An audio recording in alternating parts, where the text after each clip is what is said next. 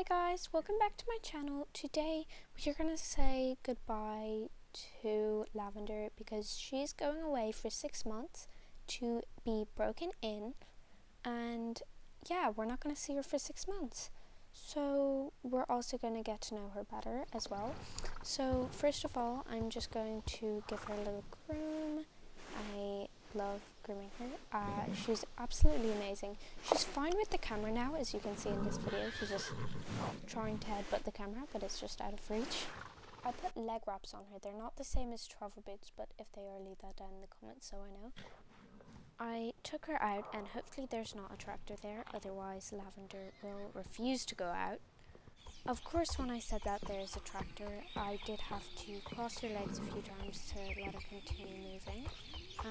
But other than that, she was very good coming out, and she didn't get bothered by the tractor as much as she did last time.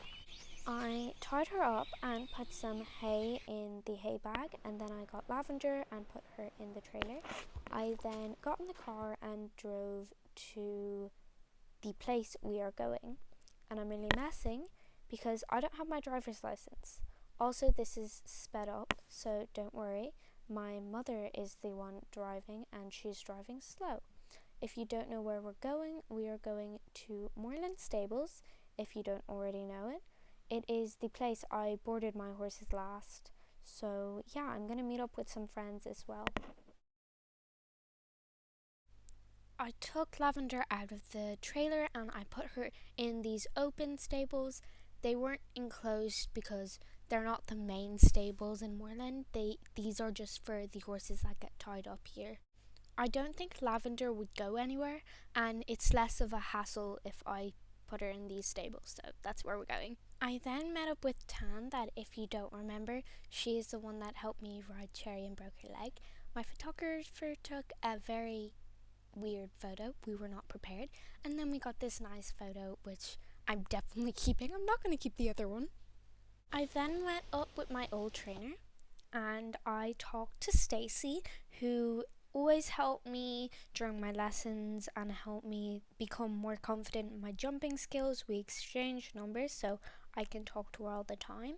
And if you're ever wondering where to do your first jumping competition, I would suggest Moorland. Their jumps are really high, as you can see, so probably not the best place for beginners, but if you're advanced, probably a good place to go. I met up with Thomas Moorland as well. He's the owner of Moorland Stables, and he just so happened to have a Jorvik daily newspaper from back at the start of 2024 when I helped the Bobcats, my riding club, beat the Equinox, our deep rivals, in a show jumping competition. So I've just arrived back from Moorland now, and it is pretty quiet without Lavender fussing over everything. I think I'm going to do Get to Know My Horses Better Part 3 on Lavender now, so let's get started. I had just gone through the newspaper to see a slaughter horse auction taking place in Starshine Ranch. I flipped the page and I saw a bunch of horses for sale. These are just a few, but the one that caught my eye the most was a Sella Frances. She had a strong bond with her owner, who's an old lady, and she passed due to a heart attack, and when her grandson came, he found the horse and couldn't take care of it, so he sent it to the auction. I immediately knew I had to go and find this Sella Frances.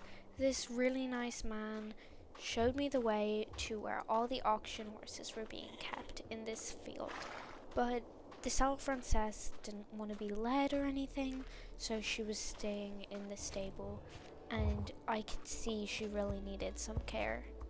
When she went into the auction, the man was just pulling on her constantly and wouldn't stop. I wasn't surprised when she got scared and she ran away. Honestly, I think that's what I would have done if I was in her place as well. Instead of kind words, the man yelled at her to stop. Of course it worked, but you could see the fear in her eyes. I knew at this point nobody was going to bid on her. She was too much work for those people, so I put in a bid.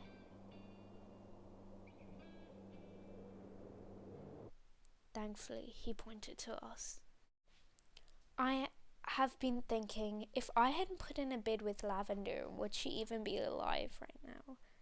Sorry, this is just my deep thoughts. You don't need to listen to this. I am going to be cleaning behind me as it's very messy. And if you don't want to see that, I'd suggest leaving now and watching some of the next videos.